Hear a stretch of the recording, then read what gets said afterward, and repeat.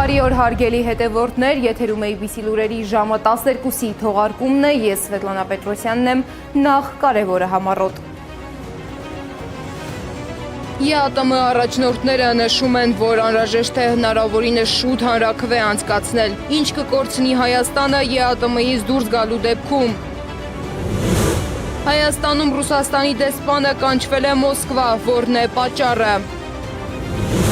Ավարտին է մոտենում նախընտրական քարոզարշավը և քաղաքական ուժերը շարունակում են փոխադարձ մեղադրանքները, ինչ խախտումներ են արձանագրվում նախընտրական գործընթացում։ Արցախցիների ընտրական իրավունքի շուրջ նոր դիմումներ են ներկայացվել դատարան, ինչ մանրամասներ է հայտնել փաստաբանը։ Ամերիկայի Միացյալ Նահանգները պահանջում է, որ Իրանը հրաժարվի միջուկային զենքից, կարող են կողմերը հասնել վերջնական համաձայնության։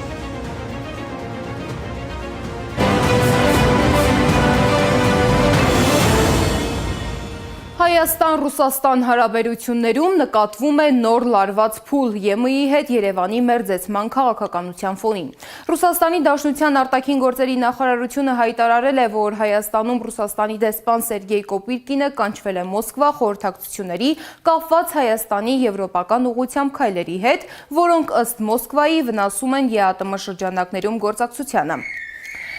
Մոսկվան արդեն ուղիղ առանց ակնարկների պաշտոնապես հայտարարել է, այլևս Եվի հնարավորություն չկա։ Ռուսաստանի նախագահ Վլադիմիր Պուտինը Աստանայում կայացած մամուլի ասուլիսում հայտարարել է, որ եթե Հայաստանը որոշի դուրս գալ ԵԱՏՄ-ից, Ռուսաստանը ստիպված կլինի դադարեցնել տնտեսության ոլորտում ինտեգրացիոն գործակցության մեծ մասը։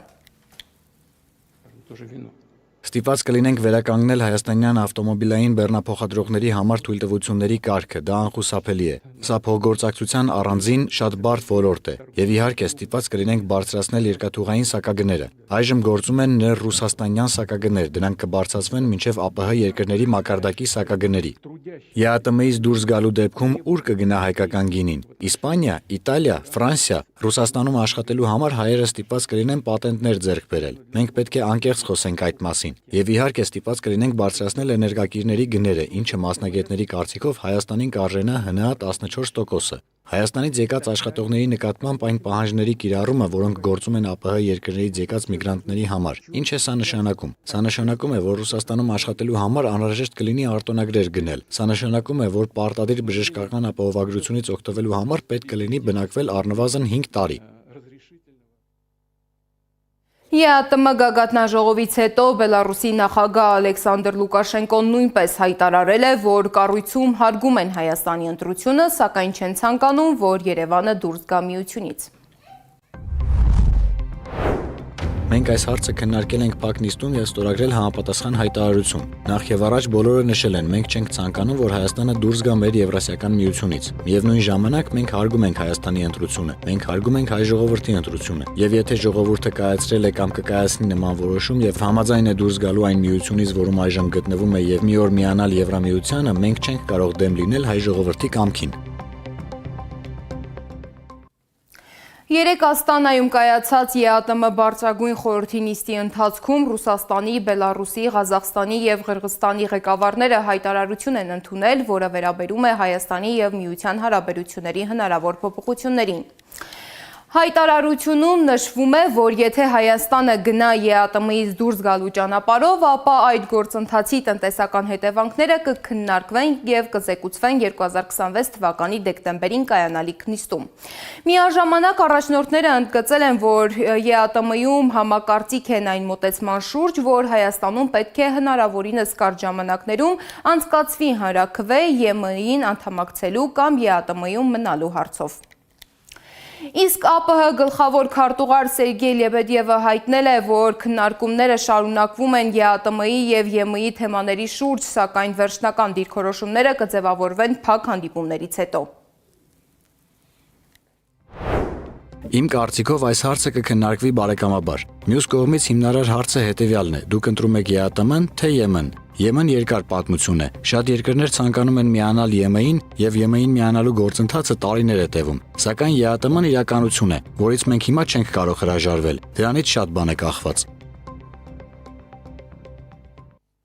Չնայած վերջին շրջանում Մոսկվայից հնչող կոշտ հայտարարություններին եւ տնտեսական որոշ սահմանափակումների մասին ազդակներին, Աստանայի նիստի բաց հատվածում Հայաստանի վերաբերյալ բացահայտ սուր ձևակերպումներ չեն հնչել։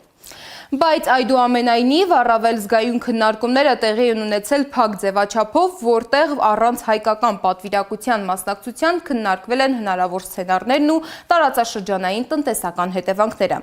Ինչ են քննարկել ԵԱՏՄ առաջնորդները, Անահիտ Սարգսյանի ռեպորտաժում։ Աստանայում անցկացվող Եվրասիական տնտեսական բարձրագույն խորհրդի նիստը վերածվեց ոչ միայն տնտեսական ինտեգրման քննարկման, այլ նաև Հայաստանի արտաքին քաղաքական ուղեգծի շուրջ անհանգստությունների հարթակի։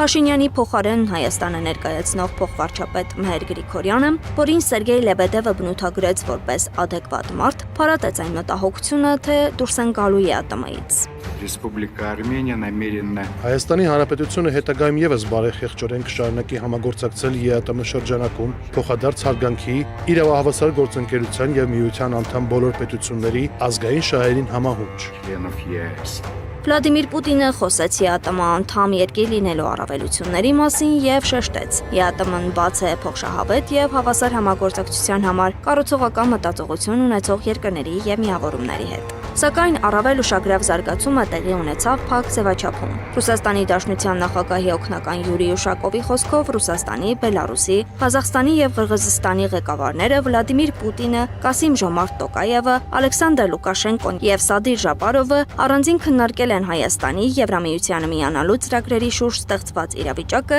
եւ իրենց համատեղ մոտեցումը հայտարարությամբ փոխանցել Մեհեր Գրիգորյանին։ Քաղաքագետ Արման Աբովյանը կարծում է, որ չպետք է զարմանալ, եթե վաղը ԵԱՏՄ-ն հայտարարի, որ Հայաստանը չի համապատասխանում իրենց կանոնակարգին աշխարհաքաղաքական այլ ուղղություն որդեգրելու պատճառով։ Իսկ Հայաստանի այսօրվա հնչեցրած հայտարարությունը նախընտրական շեմին հանրությանը հանգստացնելու համար է։ Մի լուր ունեմ շատ վատ, Հայաստանը չի որոշելու ԵԱՏՄ-ով ինքը շարունակելու է գործել, թե ոչ, այլ որոշելու են ԵԱՏՄ-ի հիմնական խաղացողները եւ չզարմանաք, եթե վաղը Հայաստանի հակառուսական քաղաքականության ներքո մենք որոշում ընդունել, որ Հայաստանը չի համապատասխանում ԵԱՏՄ-ի օրինակ կանոնակարգին։ Ռուսաստանին եւ ԵԱՏՄ անդամ որևէ երկրի հիմա ձեռնտու է, որ Հայաստանը դուրս գա ԵԱՏՄ-ից։ Քաղաքական վերլուծաբան Հակոբ Բադալյանը կարծում է ոչ։ Իրենք ինչ խնդիր են լուծում դրանով։ Երևանին պատժելու շատ լավ եւ հետո պատժեցին Երևանին, ինչ է տեղի ունենում Հայաստանում։ Իշխանափոխություն թե որևէ այլ process, այսինքն այստեղ ոչ մի հստակ հարցի պատասխան չկա։ Եվ հետեւաբար այստեղ չեմ տեսնում Եվրասիական տնտեսական միության անդամ երկրներից որևէ մեկի մոտիվը Երևանին հանել միությունից։ Ինչ վերաբերում է ԵՄ անդամակցությանը, ապա Բադալյանը նշում է, որ այն պարզապես քարոզչական նկատառումով խաղարկվող օրակարգ է եւ որ այս թեմայի վրա ամեն երկիր կառուցում է իր քաղաքական խաղը։ Թե որտեղ կկտրվի այդտեղ, պես ասած, ռեզինը Երևանի համար, սա իհարկե ռիսկն է, պաշտոնական Երևանը թերևս հաշվարկել է, որ առնվազն մինչև խորհրդարանի ընտրություն այդ ռեզինը չի կտրվի համենայն դեպս այնպես եւ այնքան ուժգին, որ կհարվածի եւ կդաղի իրեն։ Քաղաքագետ Արման Աբովյանը զգուշացնում է, որ ամեն դեպքում, եթե այսպես շարունակվի, մենք հետագայում կտեսնենք արդեն լիակատար սահմանափակումներ Հայաստանի համար։ Մոսկվայի համար խնդիրը միայն տնտեսությունը չէ, խոսքը տարածաշրջանային ազդեցության պահպանման մասին է։ Իրական գետնի վրա ունենք իրավիճակ, երբ որ ռուսական շուկան այս իշխանությունների ամբարտավան քաղաքականության պատճառով մեզ համար հետևողականորեն փակվում է։ Գագաթնաժողովին զուգահեռ քաղաքական հայտարարությունների մի ամբողջ փունջ հնչեց Մոսկվայի կողմից այն մասին, թե ինչ կլինի, եթե Հայաստանը շարունակի ԵՄ-ի հետ մերձեցումը։ Պեսկովն էլ հայտարարեց, որ դեպի Եվրամիություն շարժվել է Հայաստանի բացարձակ ինքնիշխան իրավունքն է, սակայն Հայաստանը չի կարող եւ չպետք է դա անի ԵԱՏՄ երկրների հաշվին։ ԱՊՀ գլխավոր քարտուղար Սերգեյ Լեբեդևը փաստացի բաց տեքստով ձևակերպեց այն, ինչ վաղուց քննարկում էր կուլիսներում, կամ ԵԱՏՄ կամ ԵՄ սկզբունքը։ Հայաստանի արտաքին քաղաքականության բազմավեկտոր մոդելը մտնում է ամենաբարդ փուլ, եւ որքան Երևանը ձգձգում է վերջնական ընտրության հարցը, այնքան մեծանում է արտաքին ճնշումների հավանականությունը։ Անահիտ Սարգսյան, Գեղամ Ղազարյան, ABC Media։ Պաշտոնական Մոսկվան, որը անթաքույց դժգոհ է Հայաստանի եվրոպական ձգտումներից, այս նիստին ընդառաջ նամակով զգուշացրել էր Երևանին, թե կարող է դադարեցնել արտոնյալ պայմաններով բնական գազի և նավթամթերքի մատակարարումը։ Ավելին, արդեն մի շարք սահմանափակումներ է կիրառել Հայաստանի նկատմամբ, արգելելով բանջարեղենի, ելակի, ծաղիկների ներմուծումը և վաճառքը Ռուսաստանում։ Երեկ նաև հայտնի դարձավ, որ Ռուսաստանում կասեցվել է ջերմուկ հանքային ջրի հերթական 64 միլիոն շշի վաճառքը։ Ինչ նախազգուշացում է ստացել Երևանը և որքանով են իրական էներգետիկ ռիսկերը, ռեպորտաժում։ Հայաստանը կանգնած է ոչ միայն արտաքին քաղաքական, այլև տնտեսական լրջագույն ընտրության առջև։ Եվ մինչև իշխանությունները խոսում են եվրոպական ապագայի մասին, Մոսկվայից արդեն հնչում են առաջին բաց եւ կոշտ ազդակները։ Եթե Երևանը շարունակի ԵՄ-ին ինտեգրվելու ճանապարհը, ռուսական գազի ու ռազմավարական ռեսուրսների արտոնյալ պայմանագրերը կարող են վերանայվել։ Հայաստանի արտգործնախարարությունն արդեն հաստատել է։ Ստացել է Ռուսաստանի էներգետիկայի նախարարի նամակը։ Ըստ հրապարակված տեղեկությունների, այնտեղ խոսքը ոչ միայն գազի, այլ նաև նավթամթերքի եւ մի շարք ռազմավարական ապրանքների արտոնյալ պայմանների հնարավոր վերանայման մասին է։ Սա դեռ վերջնական որոշումը չէ, բայց նաև սովորական դիվանագիտական նախազգուշացում էլ չէ։ Փաստացի Մոսկվան առաջին անգամ պաշտոնապես հուշում է, ԵԱՏՄ-ից դուրս գալը կարող է Հայաստանի համար ունենալ շատ կոնկրետ տնտեսական հետևանքներ։ Այսօր Հայաստանը Ռուսաստանից գազ է ստանում 1000 խորանարդ մետրի դիմաց 177.5 դոլարով։ Համեմատության համար եվրոպական շուկայում նույն ծավալի գազի արժեքը մոտ $550 է։ Տարբերությունը հսկայական է եւ այն տարիներ շարունակ պահպանվել է հայ-ռուսական հարաբերությունների եւ ինչու ոչ պայմանավորվածությունների հաշվին։ Թե իշխանությունը եւ թե հասարակության մեծամասնությունը պետք է հասկանա, որ ԵԱՏՄ-ի կողմից հենց հիմա նախազգուշական եւ որոշակի առումով քաղաքական բնույթ ունեցող, մեսիջները, որոնք որ գալիս են պաշտոնական Երևան, դրանք բավականին լուրջ են, ուշադրության, ոչ միայն ուշադրության արժանի են, այլ իշխանությունը անպայմանորեն այստեղ պետք է բացատրություն տա իր հասարակությանը, թե ինչ գործընթացներ են գնում։ 2013 թվականի համաձայնագրով Գազպրոմը չեղարկել էր Հայաստանի համար գործող 30% արտահանման տուրքը։ Այդ պայմանավորվածությունից հետո գազի գինը նվազել էր դառնալով $189, ապա 165։ Այսօր գործող սակագինը դեռևս զգալիորեն ցածր է եվրոպական շուկայից։ Սակայն եթե Հայաստանը դուրս գա ԵԱՏՄ-ից, ըստ տարբեր վերլուծությունների գազի գինը կարող է աճել առնվազն 30%-ով։ Իսկ եթե քաղաքական հարաբերությունները շարունակեն սրվել, Մոսկվայում արդեն չեն բացառում նույնիսկ մատակարարումների ամբողջական դադարեցումը։ Քաղաքական կողմնորոշումները տնտեսական այս կամ այն բլոկի մեջ լինելու Ռուսաստանը շատ կոնկրետ եւ հստակ է սկսել դնել։ Դրանք առայժմ կրում են նախազգուշացման բնույթ, բայց ռուսները այստեղ բավականին հստակ եւ բավականին բաց են աշխատում իրենց եւ մտահոգությունները եւ փոփոխման ենթակա օրակարգերը հստակ դնելով պաշտոնական Երևանի առջեւ։ Քաղաքական հայտարարություններից դուրս հարցն առաջին հերթին սոցիալական է, որովհետև գազի գնի թանկացումը շղթայական ազդեցություն է ունենալու գրեթե բոլոր ոլորտների վրա։ Առաջինը կթանկանա էլեկտրաէներգիայի արտադրությունը, քանի որ Հայաստանի էներգահամակարգի զգալի հատվածը հիմնված է գազի վրա։ Դրանից հետո հանրային տրանսպորտը, բեռնափոխադրումները, գյուղատնտեսական արտադրանքը, ջերմոցային տնտեսությունները, հացը, կաթնամթերքը, միսը եւ առաջին անհրաժեշտության բազմաթիվ ապրանքներ։ Գազի գնի փոփոխությունը ամեն ինչի վրա ազդելու է, ամեն ինչի գների եւ որակի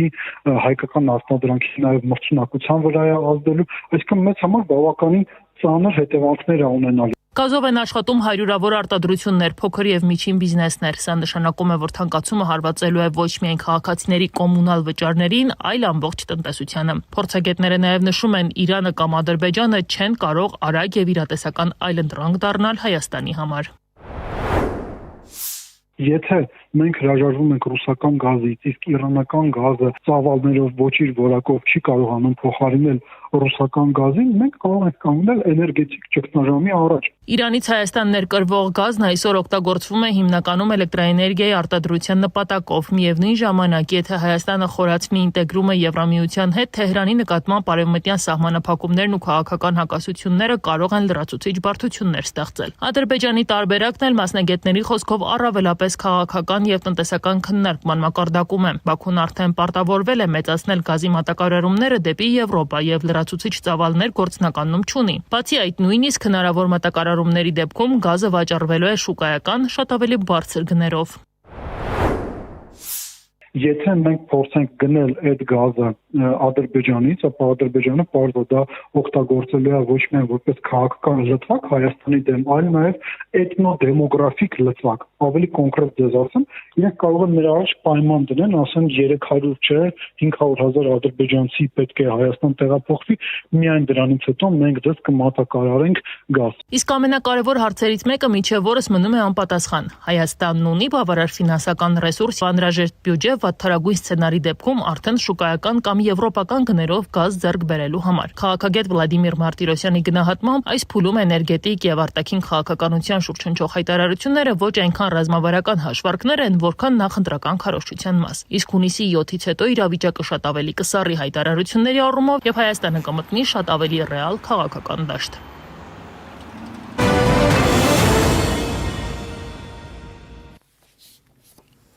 Հայաստանում շարունակվում է նախընտրական քարոզարշավը, որտեղ քաղաքական ուժերի միջև մրցակցությունը ավելի է սերվում։ Իշխող եւ ընդդիմադիր կողմերը փոխադարձաբար մեղադրում են միմյանց ընտրական գործընթացի վրա ազդեցություն գործադրելու եւ խախտումների համար։ Ուժեղ Հայաստան կուսակցության ներկայացուցիչ սահմանադրագետ Գոհար Մելոյանը տեղեկացրել է, որ նախընտրական փուլում խախտումների մասին մի քանի ահազանգեր են ստանում քաղաքացիներից, բայց հակառակ թևի վերաբերյալ։ Ըստ Մելոյանի, մարզաբնակ քաղաքացիներին վախեցնում են, թե գաղտնի տեսախցիկ է լինելու, որոնցով նայելու են, թե ում են ընտրում։ Առանց իրավախախտումների եւ այսպիսի չարաշահումների այս ուժը վերարտադրվելու հնարավորություն չունի, հետեւաբար մեր առաջնային նպատակն է այդ իրավախախտումները մաքսիմալ կանխարգելել։ Միաժամանակ Աջափնյակում բնակիչները ահազանգ են հնչեցնում քաղաքական պաստառների պոկման դեպքերի մասին։ Տեղացիների խոսքով նման միջադեպերը կրկնվում են, ինչի շուրջ արդեն ձևավորվել են քննարկումներ թե հասարակական, թե քաղաքական դաշտում։ Ով է կանգնած այդ գործողությունների հետևում եւ ինչու իրավապահները չեն արձագանքում, Սեդակ Յուրեղյանի ռեպորտաժում։ Աջափնյակի բնակիչներն արդեն մի քանի օր է ահազանգում են, իրենց փողոցում կին եւ տղամարդ են շրջում, պոկում Ռոբերտ Քոչարյանի եւ Սամվել Կարապետյանի պաստառները։ Տարածքում բնակվողները պնդում են, հոլովակում երևացող տղամարդը նույն այն կեղծ դպիրն է, որը նախկինում քաղաքացիական պայմանագրի հետ եկեղեցիներում էր շրջում։ Նկարները կա, դպիրի բաները հոգեվորականի շորերով, բանով են կարգալույցելացի, որ բաներ անում։ Ինքն է, հենց ինքը։ Ես հետո եմ իմացել, որ ինքը տեղ է ապրում։ Ես էլ զարմացած, իսկան հանեբերեք գցել են իստե քուչեկը որ ֆռա, հետո իմացա, որ այդ վիսոտներից մեկում է ապրում։ Բակում եմ տեսել, որտեղ որ պոկել են, այդ էլ կպած է, որտեղ որ ես իրանց տեսել եմ, այդ աղջկան ու այդ տաղուն։ Նիկոլի բուկլետները երկուսի ձեռը այդ հայատով եթում էին։ Գրեթե ամեն քայլափոխի ավտոտնակներից մինչև շենքերի մուտքեր իշխող ուժի պաստառներն էին փակցված։ Ընդդիմության պաստառները հազվադեպ էին հանդիպում։ Բնակիչները զարմանում են, իշխանական պաստառ պոկելու դեպքում մարդիկ կալանավորվում են, անգամ ողբերգական հետևանքներ են լինում, իսկ ընդդիմության պաստառների դեպքում իրավապահները կարծես անտեսում են ամեն ինչ։ Ես չեմ նկատել, բայց երեք անցկենալուց տեսա, սաղի նկարները պոկած է։ Իրանց դեմքով չեմ տեսել։ Եթե ես տենամ նակազատ կանեմ։ Դե թաղի տղեկն են ասել։ Այս թաղի տղաներից, ես ամի հոգի ընկերներիցս կգա ստեղ։ Պաստառներ պոկել չեմ տեսել, բայց տելևիզոր լսել եմ։ Սխալ են անում, էլի, դու ես գա, չգա, պիտի չպոկես։ Չէ, տեսման չենք լսի, ասես, մենք նոր ենք դուրս եկել։ Մեկ այլ բնակիչ պատմում է, կեղծ դպիրն ու նրա հետ շրջող աղջիկը արդեն շուրջ 10 օր է պտտվում են թաղամասում։ Նրա խոսքով հասցրել են տասնյակ շենքերից պաստառներ պոկել։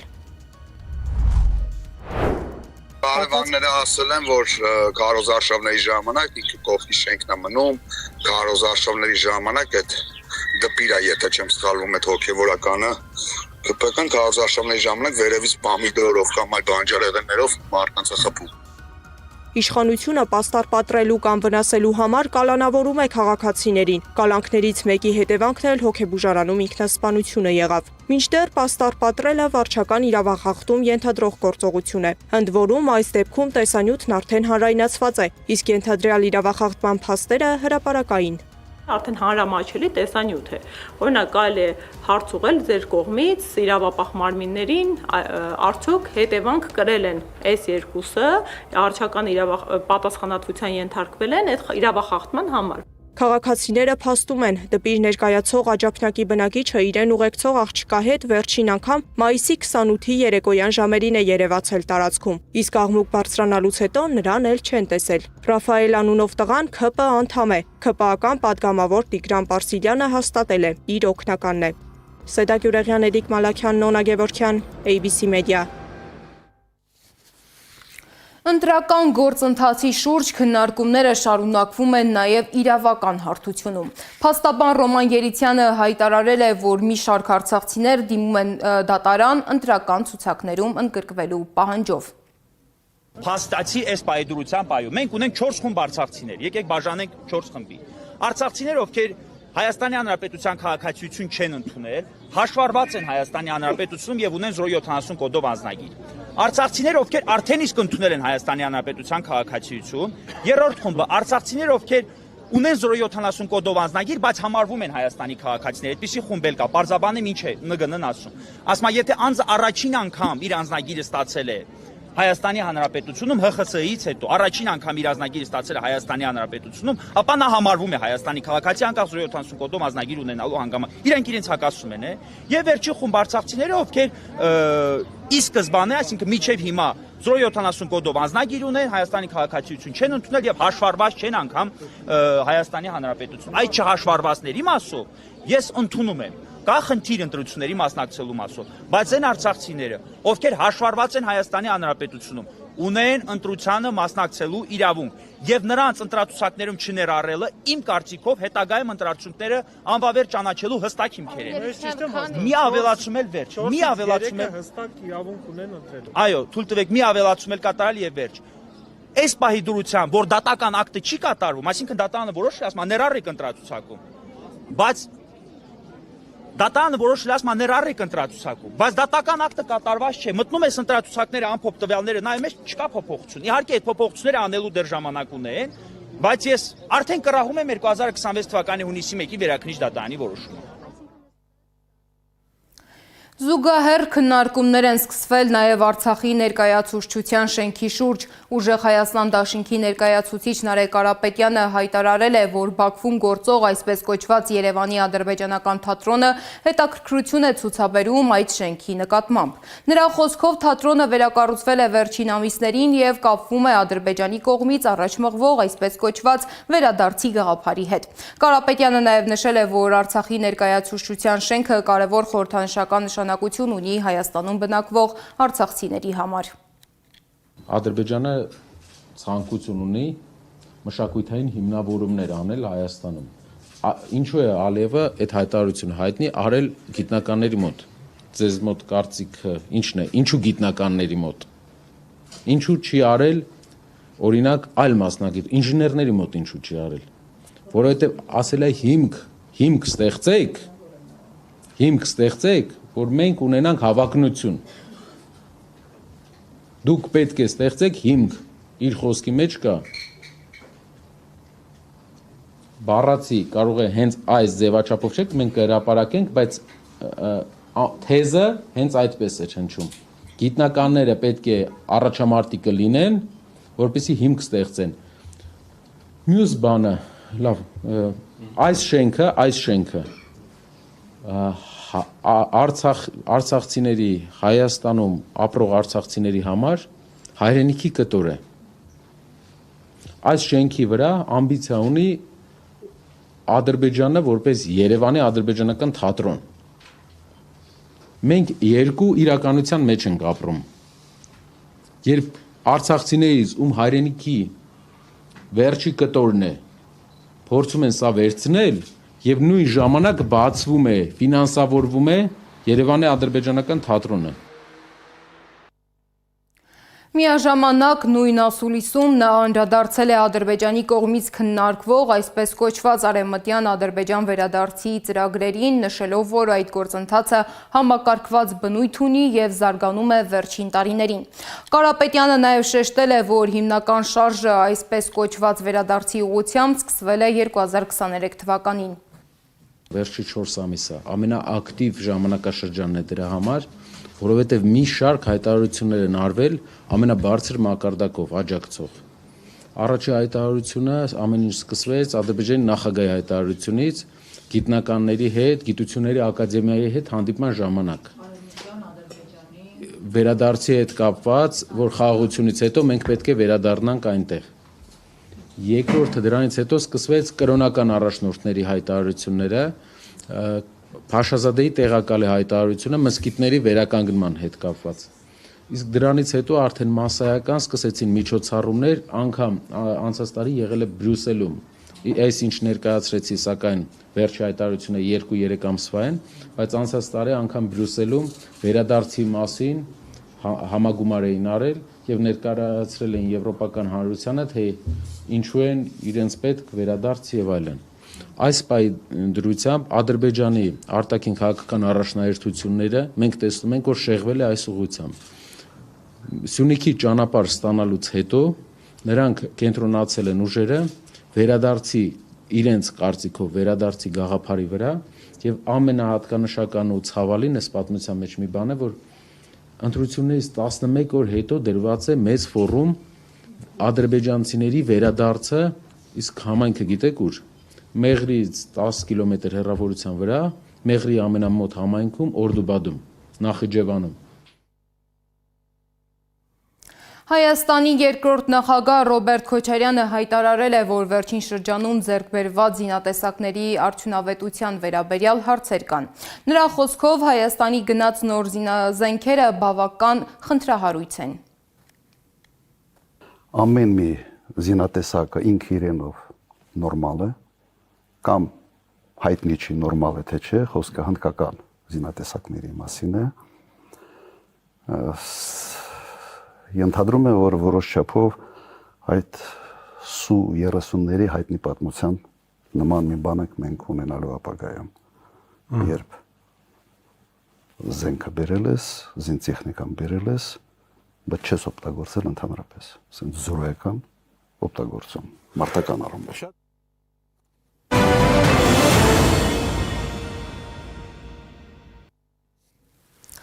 Թեև Վաշինգտոնն ու Թեհրանը շարունակում են փոխադարձ հայտարարություններ անել, կողմերի միջև վերջնական համաձայնություն դեռ չկա։ Իրանի արտգործնախարարության ներկայացուցիչ Էսմայիլ Բաղային հայտարարել է, որ Թեհրանը շարունակում է կապ պահպանել Ամերիկայի Միացյալ Նահանգների հետ, սակայն այս պահին հիմնական նպատակը ռազմական լարվածության դադարեցումն է, ոչ թե միջուկային ծրագրի շուրջ բանակցությունները։ Իրանական կողմը նաև քննադատել է ԱՄՆ-ի վերջին հայտարարությունները Հորմուզի նեղուցի վերաբերյալ, ընդգծելով, որ նեղուցի անվտանգությունն ու կառավարումը Իրանի եւ Օմանի իրավասության ներքո են։ Մինչ Թեհրանը խոսում է հակամարտության ավարտի անհրաժեշտության մասին, ԱՄՆ նախագահ Դոնալդ Թրամփը հայտարարել է, որ շուտով վերջնական որոշում կկայացնի Իրանի հարցով։ ԱՄՆ առաջնորդի խոսքով Իրանը պետք է երաշխավորի, որ երբեք միջուկային զենք չի ունենա։ Թրամփը նաև հայտարարել է, որ Վաշինգտոնը պատրաստ է ՄԱԳԱՏԷ-ի հետ գործակցությամբ վերահսկել Իրանի միջուկային նյութերի դուրսբերման եւ ոչնչացման գործընթացը։ Միջազգային մյուս լուրերը ռեպորտաժում։ Ավարտվել է Պուտինի այցը Ղազախստան, Տոկաևը նրան ուղեկցել է Աստանայի օդանավակայան։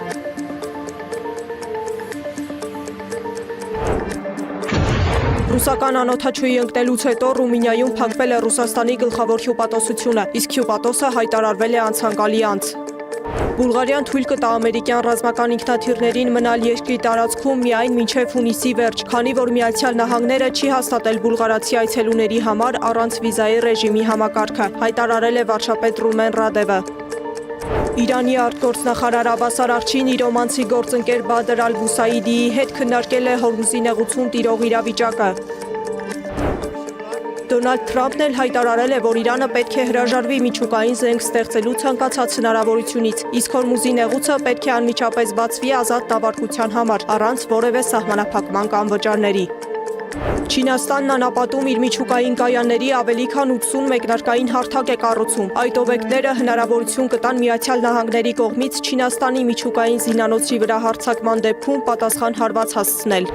Լաոսում սկսել են դուրս բերել հանքափորներին, որ ավելի քան 1 շաբաթ մնացել էին ջրով լցված հանքախորշերում։